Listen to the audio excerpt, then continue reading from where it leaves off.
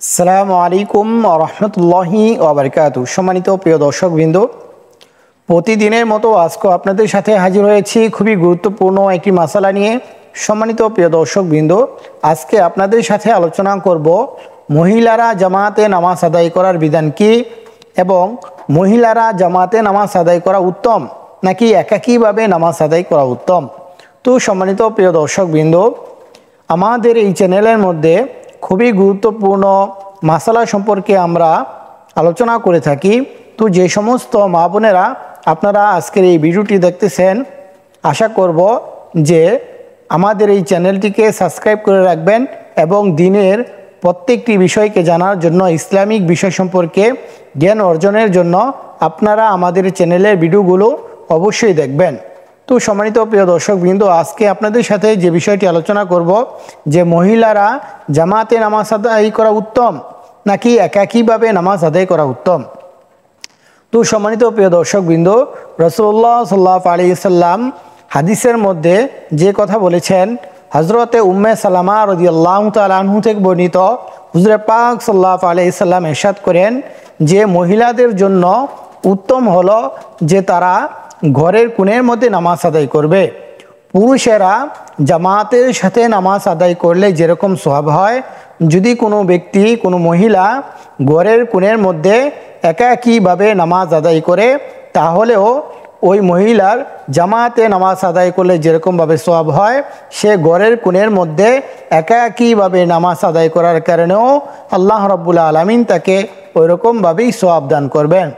তো সেজন্য আমাদের সমাজের মধ্যে যে সমস্ত কুসংস্কার রয়েছে বা যে সমস্ত ভুল ধারণাগুলো রয়েছে, যে আমরা দেখতে পারি আমাদের সমাজের মধ্যে অধিকাংশ মহিলারাই, কয়েকজন মহিলা একসাথে হওয়ার পর তারা জামাতে নামাজ আদায় করার ইচ্ছা পোষণ করে অথবা জামাতে নামাজ আদায় করে থাকে। তো সেক্ষেত্রে বলবো যে মহিলারা একাকীভাবে জামাতে নামাজ আদায় করা এটা হলো মাকরুহে তাহরিমি। তো সেই জন্য আপনারা জামাতে নামাজ আদায় করবেন না, কেননা হুজুর পাক সাল্লাল্লাহু আলাইহি সাল্লাম হাদিসের মধ্যে বলেছেন যে মহিলারা একাকীভাবে নির্জন স্থানে ঘরের কোণের মধ্যে নামাজ আদায় করলে যেরকম সওয়াব হবে, জামাতের সাথে নামাজ আদায় করলে যেরকম সওয়াব হবে, তারা ঘরের কোণার মধ্যে একাকীভাবে নামাজ আদায় করলেও ওই রকম সওয়াবই হবে। তো সেই জন্য আপনারা জামাতে নামাজ আদায় করা থেকে বিরত থাকবেন।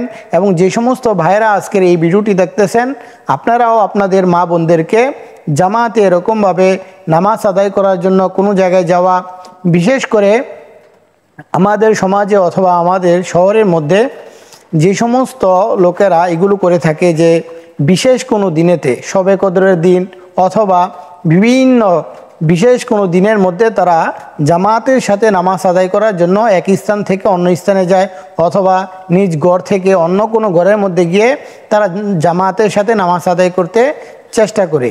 তো সেজন্য বলবো যে এরকম জিনিসটা আপনারা করবেন না। আল্লাহ রাব্বুল আলামিন আপনাদেরকে ঘরের কোণের মধ্যে নামাজ আদায় করার কারণেই জামাতের সাথে নামাজ আদায় করার সওয়াব দান করবেন। তো আল্লাহ রাব্বুল আলামিন আমাদের সকলকে এই মাসালাটিকে সুন্দরভাবে বুঝে আমল করার তৌফিক দান করুন, আমিন। আর এই বিষয়ে যে মাসালাটি বললাম, এই মাসালাটি বিষয়ে যে সমস্ত কিতাবের মধ্যে ফতোয়া রয়েছে অথবা উল্লেখ রয়েছে, মুসনাদে আহমদ 18 নম্বর খণ্ড 255 নম্বর পৃষ্ঠা, হাদিস নং 26,421 নম্বর, আল বাহরুর রায়েক 1 নম্বর খণ্ড 614 নম্বর পৃষ্ঠা।